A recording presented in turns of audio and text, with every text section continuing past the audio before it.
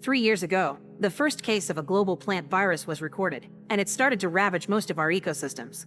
Eating food infected with the virus causes severe autoimmune diseases, and the loss of plant life has decreased the amount of oxygen in the atmosphere to 10%, which has increased the number of natural disasters all over the world. The world's leading research laboratories have been unsuccessful in developing a cure, and people are starting to think the planet is doomed. The only hope left is Project Gemini, developed by Dr. Stephen around 2 ancient alien artifacts discovered by paleontologists who are sure the objects are 4 billion years old, before there was any kind of life on Earth. Stephen's team has recreated the super tough materials that the sphere and the engine are made of and have made copies, and this engine has allowed them to build a ship that flew unmanned and found a suitable planet to terraform. The sphere is for creating life and works thanks to dozens of commands that the team has finally finished decoding. It's also proof that life on Earth was created by aliens. A team consisting of both doctors and military pilots will be traveling to create Earth 2.0 with the sphere in the solar system TESS, which is several hundred light years from here. Stephen has a wife called Amy, who doesn't want him to go on this mission. On the day of the launch, she still comes to the base to try to stop Stephen from leaving, but she doesn't make it on time and must watch how the ship leaves the planet. When the vessel leaves the atmosphere, an unusual crack appears on the alien sphere, indicating they may not be alone.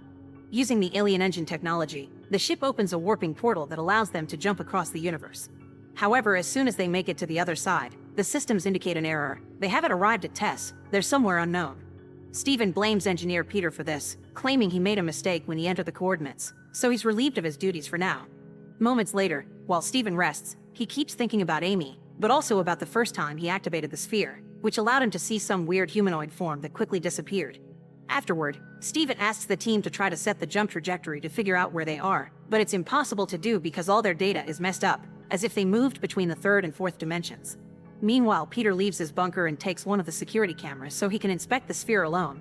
At that moment, the computer announces someone has opened the repair airlock and that there's an unidentified object approaching. To everyone's shock, they suddenly see a frozen Peter floating outside. Dr. David thinks Peter ended things because he couldn't live with his mistake, but Dr. Leona refuses to believe it because she's known Peter for 8 years and he wasn't that kind of guy. Stephen scolds her for crying over the guy that has doomed humanity and orders her to take over Peter's duties from now on. Later, David shares that when his daughter died, he also almost ended things, but he thought he could be useful instead. Now that the mission is over, he's feeling useless again, but Stephen promises him they'll find a solution. At that moment, the ship comes across a planet made of volcanic rock. It doesn't have oxygen, but the outside environment isn't aggressive, meaning they'd only need breathing masks. Stephen thinks it's the perfect alternative to carry on their plan and is eager to land, but Captain Ryan stops him, pointing out they didn't do a proper examination of the planet yet, so Stephen is recklessly risking the safety of the crew. Stephen doesn't care though, and reminds everyone he's the one calling the shots here. The team will go down on a shuttle while Officer Richard stays on the mothership. As soon as the shuttle comes closer to the planet, they encounter a very aggressive storm, so they have to activate the braking thrusters to slow their fall. It'll also use up all their fuel and prevent them from coming back, but it's their only chance to survive. As the shuttle hits the ground, the crew passes out and Stephen dreams of the time he gifted Amy a bracelet made with a particular part of the old sphere, trying to connect the two most important things to him. Moments later, the crew wakes up and immediately gets back to work. The shuttle hasn't received critical damage, but the fuel is low and they're stuck here. Stephen doesn't see the problem with this because they came to stay for 4 years, and even if they didn't land on the spot they wanted, he's sure they can use one of the huge caves as a dome for the sphere to be launched in. Meanwhile, in the hidden quarters of the shuttle, a weird goo drops off the walls. In the mothership, Richard does an inspection of the other rooms and finds this goo as well together with the missing camera.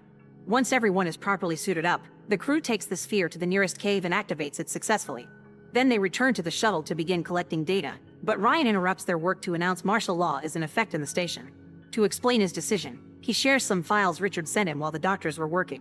It's a video of Peter recording himself while he inspects the sphere so he can't be accused of mistakes later. When he opens the door to the engine, he finds something moving in the shadows that suddenly jumps on him and kills him before throwing him out of the ship. The camera can't capture the shape of this creature, but Richard explains he's checked all the footage and that alien has been with them since they left Earth because it traveled inside the sphere like the Trojan horse. It probably caused the failure during the jump, but it's not on the mothership anymore. It's gone down to the planet with the shuttle. Richard can track it because the alien causes interference in the electromagnetic field, explaining the bad recording. The discussion's suddenly interrupted by David, who is noticing something weird on the system. The sphere is running a different program than the one they uploaded. Stephen wants to go back to the sphere, but Ryan stops him, reminding him that he won't allow him to lead anymore and accusing him of keeping secrets. Ryan reveals Richard's also found footage of Stephen seeing that weird shake back on Earth months ago, so he knew there was potential for a threat and yet he told nobody, meaning Peter's death is his fault. Offended by this accusation, Stephen rushes out of the room while thinking about all the work he and David put into this project. Stephen hadn't been sure David should have come with him because he was still grieving, but David convinced him he was fine and wanted to make a better Earth to prevent other kids from dying like his daughter did. Moments later, Stephen meets with David and asks him to sneak out with him through the airlock to check on the sphere. David doesn't want to disobey Ryan, but Stephen changes his mind by reminding him of his daughter and the future of the planet. As soon as they make it to the cave, they notice the sphere is creating an alien life form faster than it created life on Earth because someone readjusted the settings. Stephen immediately begins working on the sphere's settings, ignoring David's pleas to leave and discuss things with everyone. At that moment, David notices on their radar that the alien is getting closer, so he fires a warning shot to try to make Stephen move. Stephen responds by taking out his own weapon, but before things can get ugly, they notice the aliens already entering the cave. After Stephen grabs a piece of the sphere to take with him, both men begin running away, noticing the creatures getting closer because of its shadows and the noises it makes. They finally get a full view of it when they leave the cave, but before the creature can attack them, they manage to get back into the shuttle and shut the airlock.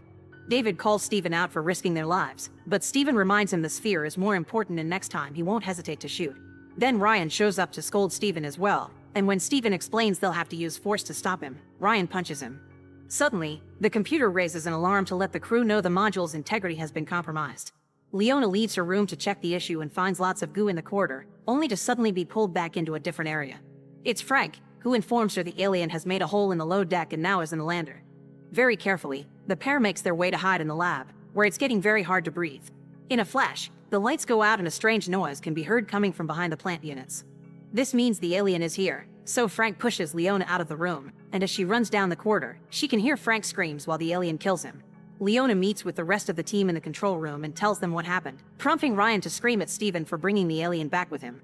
The creature entered by making a hole in the hull. It also has damaged the generator and the cameras aren't working, so they've lost contact with Richard and they don't have visuals on the rest of the ship. Their only solution is to go to the backup generator and reconnect everything, which is extremely difficult to pull off if they can't track the creature, prompting Stephen to volunteer to go since it's his fault. With his weapon out, Stephen carefully makes his way to the generator and manages to bring back the communication system. The team can track the alien now and warn Stephen that it's near him, but as soon as Stephen tries to leave, he begins hearing those noises. Luckily, Ryan thinks fast and drags him back into the control room by using a metal rope. Then, the team makes a plan together to smoke the alien out of the ship. While Stephen waits outside to play bait, Leona opens the airlocks followed by the lab door, rushing to hide in another room as the alien comes out. The creature quickly begins making its way through the airlocks, but when Richard tries to turn on the engine to burn it out, he can't because the alien is interfering with the signal. Stephen runs for his life and Leona comes to help him, but at that moment, the alien comes out, and Richard regains access to the engine. Stephen and Leona run back inside as the creature is hit by the fire, but this isn't enough to kill it and it tries to reach Stephen, who is being dragged inside by David. The alien's tentacle hurts David's arm right as they close the door, leaving the creature's limb inside. While the beast returns to the cave, Ryan shuts the airlocks and the others get to reseal the hole. Moments later, the team finds Frank's body, and while Leona decides to end things for herself because of her grief, Stephen thinks about Amy again.